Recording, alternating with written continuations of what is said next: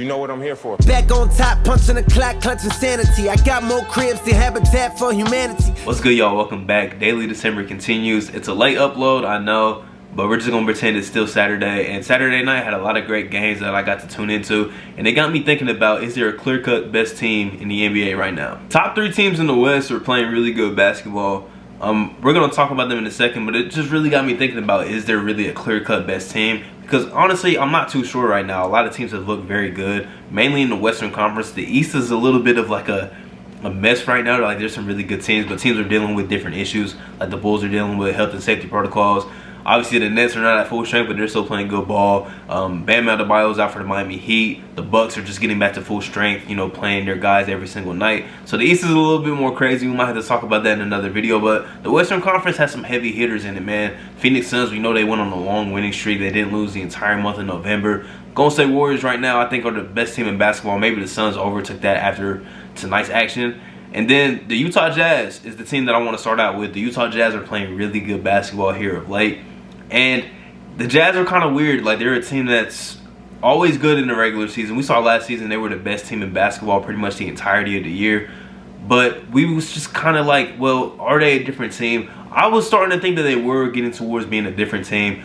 Injuries, I think, really hindered them, you know, late in the season and going into the postseason. Donovan Mitchell was never at full strength in the playoffs for this team. Mike Conley missed the majority of the playoffs for them. And I think not having those guys late in the season really just hurt what they were building towards. I think they were building towards being a team that could have made that finals run last year. It just didn't materialize that way. And with the start of this season, they have been a little up and down at times, but of late, they've been playing really good basketball. Like, this is the Jazz team that we know we see every year in the regular season. Great on the defensive side of the ball. Donovan Mitchell reaches new levels each year. Rudy Gobert, even on both sides of the floor, he's doing a little bit more. He's had some really nice offensive games. He's rebounding the ball like crazy. And then other guys, Mike Conley just does his stuff. He chips in here and there. Jordan Clarkson, he's been a little down this season, but I expect him to, you know, pick up his game a little bit. And the Jazz, they've been playing really good. Some of the moves they made in the offseason, like a Rudy Gay, has been very effective for this team. But I still beg the question, like, is it going to be a different story once we get to the postseason? I'm not too sure. It's like this team is so good, but I feel like they're still missing something, and they're just in a spot where they can only add small pieces to add to what they already have. They can't make that big splash move like a lot of teams try to do that are, you know, fringe contenders. But I like what I'm seeing from the Jazz, especially of lately. They've been blowing teams out. They just blew out the Minnesota Timberwolves the other night, and tonight they blew out the Washington Wizards, who a team that I was very high on coming into the season. They've been struggling a little bit, but the Utah Jazz, Donovan Mitchell's been playing crazy lately, and we know the impact that Rudy Gobert has, especially on the defensive side of the court. So the Jazz are definitely a team to keep an eye on. I think they're under the radar right now, which is good. You know, last season the Milwaukee Bucks were still a good regular season team. They went under the radar, and then come postseason time, they were able to make a run, and they ultimately won the championship.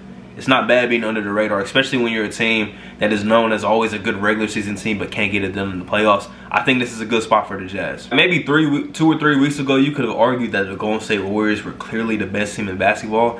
But now it's like, I'm not sure if they are clearly the best, because they are definitely vulnerable. There are some things with this team that teams can take advantage of. One of the things is they turn the ball over a decent amount. That's always been kind of a Warriors type of thing. They do turn the ball over a good amount, but they're able to, you know, remedy that with being elite three-point shooting and just being great on the offense side of the floor as a whole. They've had some games recently where they just haven't shot the three ball that well. Steph Curry in particular, he's chasing that three-point record. He's had some games over the last couple weeks where it's like defenders are able to hinder Steph Curry, which is, it sounds like it's crazy. It's like an impossible thing to do, but defenders are able to do, you know, slow Steph Curry down in a way. We saw Mikal Bridges and the Phoenix Suns be able to do that a couple weeks ago. He had a game earlier this week against the Portland Trail Blazers. They did a really good job guarding Steph Curry. He didn't really get off like he usually does. And then tonight against the 76ers, Steph Curry, if he hits 10 three-pointers, he's the all-time leader in regular season three-pointers made. Matisse Thybulle and the Sixers were having none of that. Shout out to Matisse. He's one of the most disruptive defenders in the NBA. He did a really good job of just sticking with Steph Curry. And he said after the game, he said the hardest thing about guarding Steph is that his conditioning, like he doesn't stop moving. And there were some times Steph got free, but Matisse was able to stay consistent in all game, and he played a really good job on the defensive side of the floor guarding Steph Curry. This was kind of a crazy game. Like, the Warriors went up. They had a nice third quarter run like they typically always do.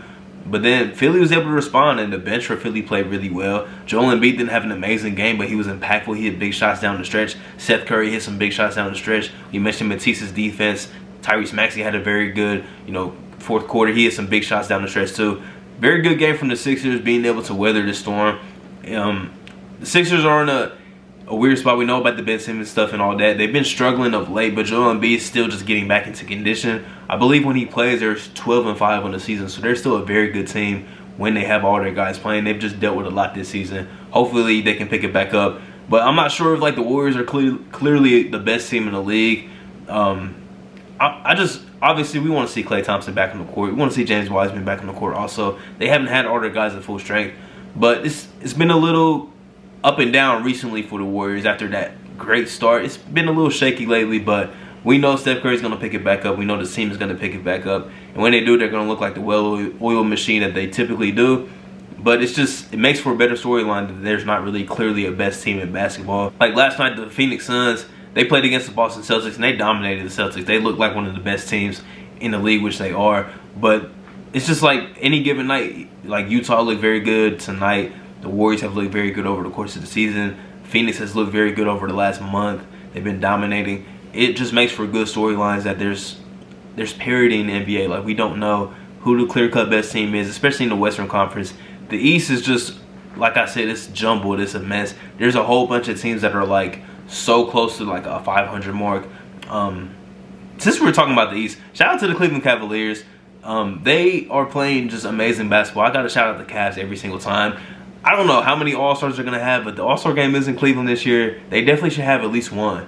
They should have one. I don't know who it's going to be, if it's going to be Jarrett Allen or Darius Garland, but they've both been playing really well. Darius Garland has 13 assists tonight, had 16 points.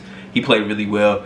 They scored 81 points in the first half. They kind of took their foot off the brake and it almost came back to bite them, but they were able to beat the Sacramento Kings, who look like a mess right now. But I really love what the Cavs are doing, man. I love what Cleveland is doing, playing very good ball, and I think they're getting towards a position where they might be the New York Knicks of last season. I think they can be a solidified playoff team and not have to run through the play-in. And teams that are below them, like the Boston Celtics, the Atlanta Hawks, the New York Knicks, and others, they might want to be careful that they don't fall too far behind, because right now I think Cleveland's sitting at the 6th seed, if I'm not mistaken. Also, the Wizards need to be careful not to fall too far behind. Like, teams need to chill, because the Cavs are playing elite level basketball right now, especially on the defensive side of the floor. But yeah, tonight's action was good, man. It was very good. Nikola Jokic really dominated the Spurs. He had a very good game. He's still playing at a super MVP level, and it's not getting talked about because they've been struggling, because they dealt with so many just injuries, man. This team has been hindered with injuries, but Jokic has been dominant this season still. The other games, I did watch some of the Heat and Bulls game, but then it just got out of hand. It really got out of hand. The Bulls got blown out. Both of these teams are kind of dealing with a lot right now, so it's tough to really gauge how much this game even means. I don't think it means anything, but Bam's out for the Miami Heat. And then the Bulls, I think DeMar's in health and safety protocols. They got a few guys that are out due to COVID. Like, they're dealing with a lot right now, so this game doesn't really mean anything at all. Also, Reggie Jackson hit a game winner against the Orlando Magic. Shout out to Reggie. He's had a very quality season so far.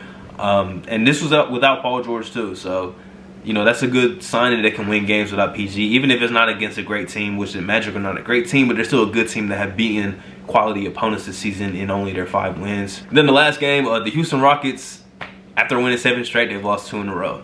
Shout out to the Memphis Grizzlies. Dylan Brooks came back, had a nice game, 25 points. Still no John Morant, and they've been winning games without him, which is a very good sign. They did something similar last season where they were able to weather the storm when Ja was out, but they've been winning a lot without John Morant. That's a very good sign, man. Very good sign. But that's all the games from Saturday night, man.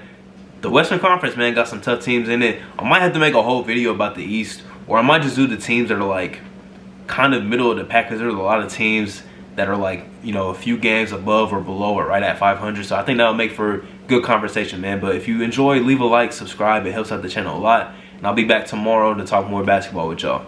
Peace. Off season. Let's work. Hey, plotting my escape this game.